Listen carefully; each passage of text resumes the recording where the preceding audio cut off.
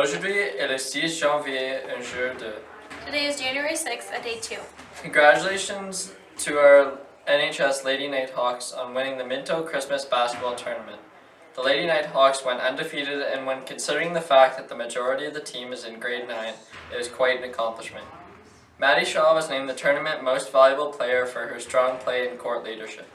Well done, girls. It looks like the girls' basketball is alive and well at NHS for a long time coming.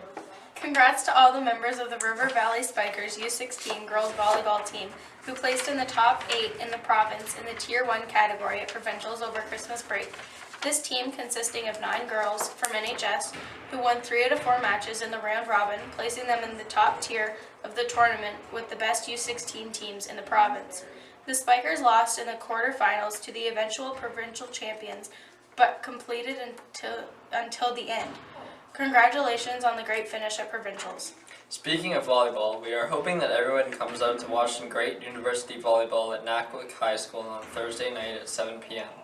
The ranked Varsity Reds men's volleyball team will be playing an intra-squad game. This will be a good opportunity to see just how high a level of university volleyball actually is. Open gym for volleyball will be next Thursday right after school. In the cafeteria today, we have shepherd's pie with a roll or salad. Let's not forget that it's yogurt and smoothie day. All Reach for the Top players are asked to attend a very important meeting and practice today at 12:20 in Mr. Newland's room. The next Math League competition will take place on Monday during Period 5 in Mr. Kitchen's room.